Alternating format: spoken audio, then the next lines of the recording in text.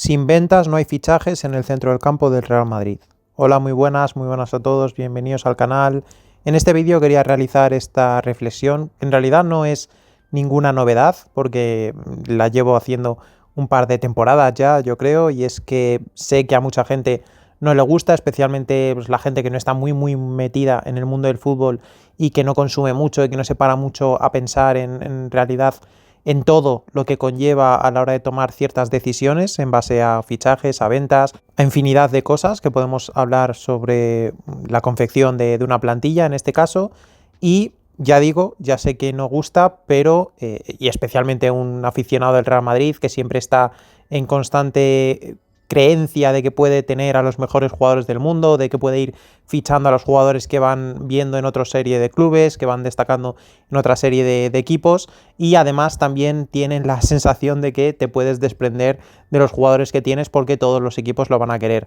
Bueno, evidentemente no es todo tan fácil porque hay una serie de contratos, estamos viendo que los jugadores se están agarrando especialmente a ellos, la facilidad que nosotros vemos para que estos jugadores puedan ser queridos fuera es la misma dificultad que tienen en realidad para que estos jugadores quieran salir fuera, salvo que tengan realmente deseos de tener un mayor protagonismo en sus equipos, como pudo ser en su momento Kovacic, mismamente, que es un gran ejemplo, pues los jugadores estamos viendo que lejos de ser Kovacic lo que están haciendo es agarrarse a sus contratos.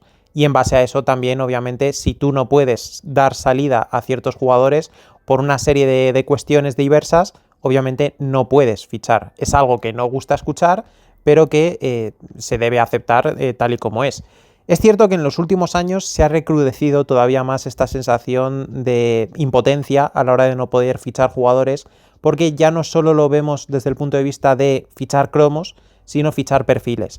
El centro del campo del Real Madrid hace tiempo, bueno, desde que se fueron ya Kroos y Modric, que ha ido tendiendo a un perfil distinto. Y el fútbol quizá en ciertos momentos ha parecido que podía tender a esa vertiente del juego y a lo mejor no, a lo mejor simplemente estamos en planos ahora mismo distintos. Nos hemos querido adelantar a lo que podía ser el fútbol del futuro y a lo mejor el fútbol ha vuelto a dar un giro y no ha terminado de encajar nuestra política con lo que realmente demanda ahora mismo el fútbol actual. Y es que actualmente el centro del campo del Real Madrid se compone de Tchouaméni, Camavinga, Valverde, Bellingham y dos añadidos, podríamos llamarlos de esta manera, uno 100% porque es Bernardo Silva, que es el fichaje de este mismo verano.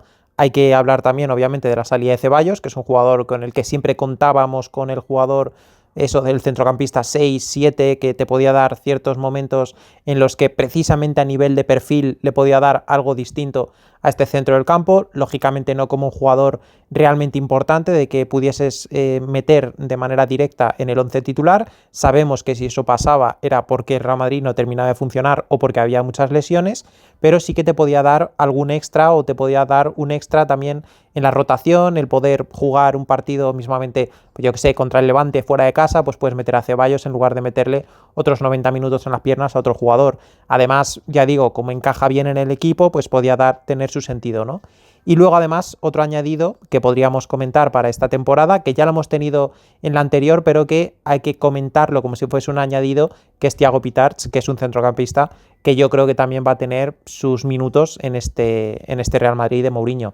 No va a tener el peso que ha tenido en el Madrid de Arbeloa, no creo, porque en parte también el Madrid de Arbeloa ha tenido ciertas lesiones, aunque el Real Madrid puede seguir teniéndolas perfectamente, pero hombre, la diferencia entre el añadido de Bernardo Silva respecto a Ceballos cambia mucho desde muchos planos, ¿no? Incluso desde, en teoría, ¿vale? Toquemos madera, desde el punto de la disponibilidad. Ceballos ha sido un jugador que más allá del nivel ha tenido mucha falta de eso, de poder ser disponible en base a las lesiones que ha tenido, y Bernardo Silva en ese caso es totalmente opuesto, o por lo menos eso es hasta ahora, hasta que llegaba al Real Madrid. Y en estos centrocampistas me he dejado a otros tres, porque se pueden considerar también centrocampistas. Obviamente Güler, que es el jugador que estaría más cercano a poder meterlo en esta playa de centrocampistas. Ahora os diré por qué no lo he metido en ese mismo grupo.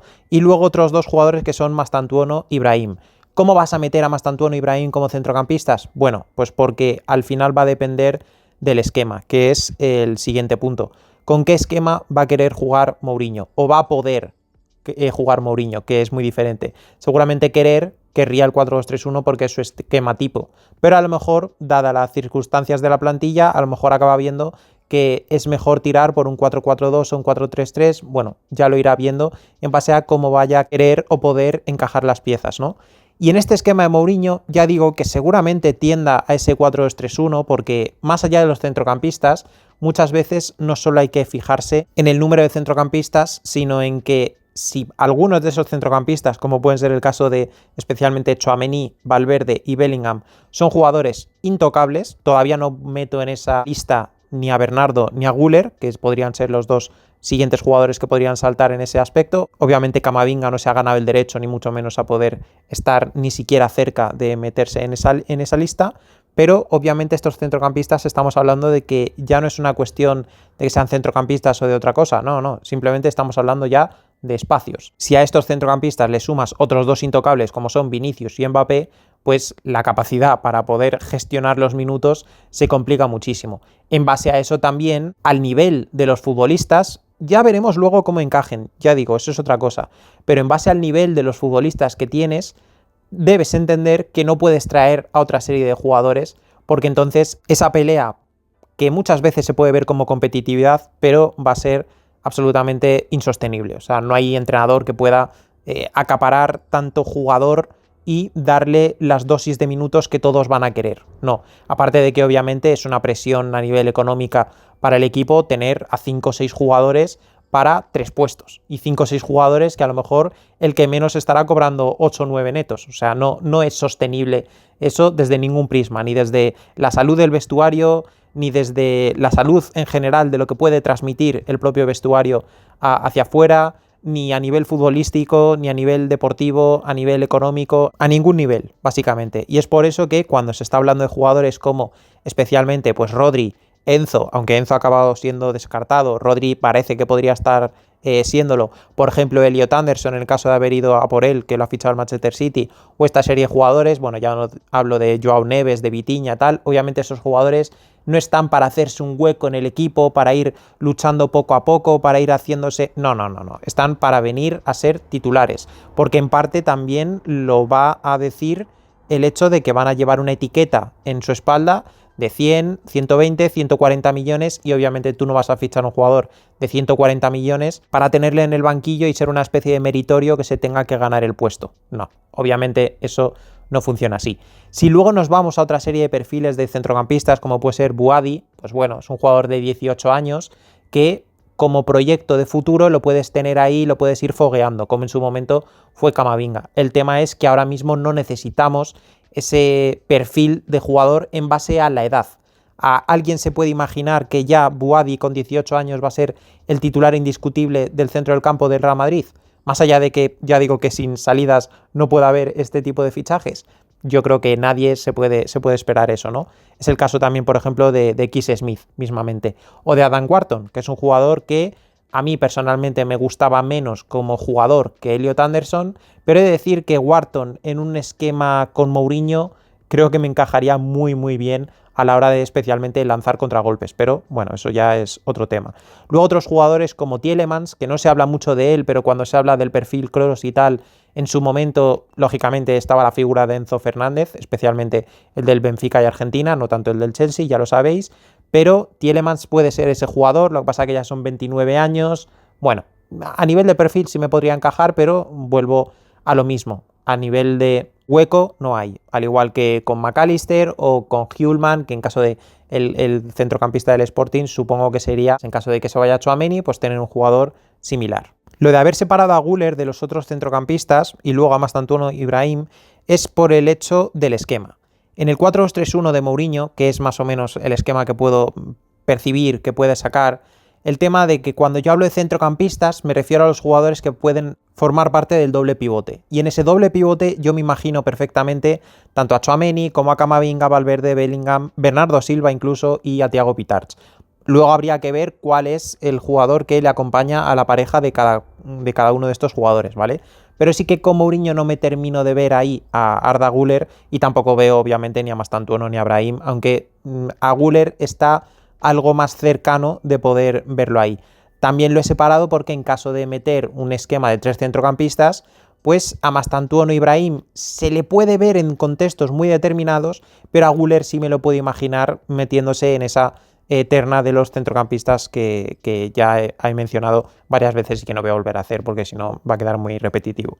Es por eso más que nada, porque en el 4-2-3-1, pues en esa banda derecha puedes encontrarte a Bernardo Silva, puedes encontrarte a Arda Güler, a Brahim, a Mastantuono, a Fede Valverde, puedes encontrarte a todos estos jugadores y en realidad forman parte del centro del campo. O sea, esa línea de 3 mediapuntas por delante del doble pivote, en realidad forman parte del centro del campo. Lo que pasa es que a veces son jugadores mixtos, en el sentido de que son centro del campo y al mismo tiempo atacantes. Si tú ves a Di María en la derecha, pues es un jugador que te va a alternar ambas virtudes, ¿no? Si vas a replegar el equipo y salir al contragolpe, al final esos dos jugadores de banda, o bueno, a lo mejor lo haces de manera asimétrica, pero por lo general esos dos jugadores de banda van a tener que currar en labores defensivas. Entonces al final van a acabar formando una línea con el doble pivote. Por eso, en realidad, acaban siendo centrocampistas. Así que esta es la situación del centro del campo del Madrid. Obviamente, sin ventas no puede haber fichajes. Y cuando hablamos de ventas, lógicamente hablamos de 3 jugadores, sobre todo, porque de Pitarch, sabes que en realidad no ocupa espacio como tal a nivel de poder tener a Pitarch y por ello no fichar a una estrella, obviamente no. Bernardo es el que acaba de llegar. Bellingham, creo que todos descartamos la posible salida del inglés y obviamente nos centramos en 3 nombres, ¿no? Distintos, pero en 3 nombres. Tchouaméni, Camavinga y Valverde.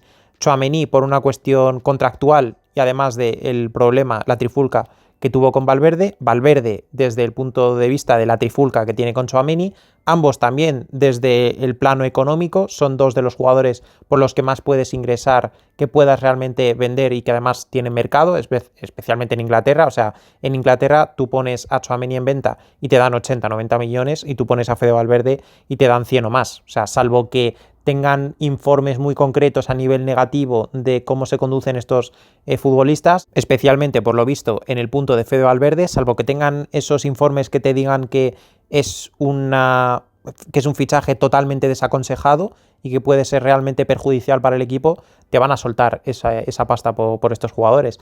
El tema de Camavinga ya es más complicado. Camavinga es un jugador que tiene menos estatus que estos 2 jugadores por motivos evidentes. Además es un jugador que ha sido castigado también por las lesiones y que está en su peor momento de su carrera, en realidad. Y además es que da la sensación de que su nivel de ambición es inexistente, o esa es la percepción que yo tengo. Yo creo que es que no le ha afectado ni siquiera el no ir a Mundial con Francia, y eso que Francia obviamente es una de las principales candidatas para llevarse el Mundial. Entonces, el tema de Camavinga es algo más complejo. ¿Te pueden dar 60-70 millones por Camavinga? Pues seguramente en Inglaterra te lo puedan dar, porque al fin y al cabo es un jugador que por condiciones debería poder valer ese precio. Y más, incluso. Y oye, estamos viendo mismamente en el Mundial que los jugadores del Madrid son mejores de lo que han demostrado en el Real Madrid en base a la falta de encaje que tienen los unos con los otros. Pero a lo mejor llevas a Camavinga a otro equipo, a otra liga, con otros compañeros y a lo mejor se convierte en un jugador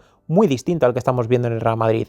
Y yo, como director deportivo de cualquier equipo de estos, a lo mejor me puedo plantear el sondear por lo menos a Camavinga y el contarle el proyecto y tal, y el a ver si lo convenzo, porque hombre, no creo que a Camavinga en realidad le haga mucha gracia salir no solo del Real Madrid, sino de Madrid, que en parte por eso dije el otro día en Twitter que podría ser una opción que no me terminaría de descartar, porque me cuadraría desde el punto de vista de que quisiese seguir en Madrid. Yo vería perfectamente a Camavinga en el Atleti de Madrid. Lo vería tanto para el Atleti como para Camavinga. Pero, bueno, eso en parte no ha salido ningún tipo de información, ni medianamente, pero sí que me podía cuadrar y por eso lo solté en Twitter y ahora lo estoy comentando brevemente en este vídeo. En fin, el caso es este, que sin ventas no hay fichajes. Aparte de que ya se ha descartado el fichaje de Enzo, más allá de eso, creo que queda bastante claro. De momento lo dejo por aquí. Si os ha gustado este vídeo, dejad un like, suscribíos si no lo estáis, si os gusta este tipo de contenido u otro que esté haciendo en el canal y lo hayáis visto y todavía no os hayáis suscrito, pues os animo a que lo hagáis, por supuesto. Dejad en los comentarios qué opináis sobre el centro del campo de Real Madrid, si creéis que sí que tiene que haber fichajes o si creéis que hay posibilidad real de que pueda venir alguien incluso sin salir nadie. Yo lo veo bastante complicado, pero bueno, cada uno puede tener la opinión que quiera, por supuesto, y nos vemos en el siguiente vídeo.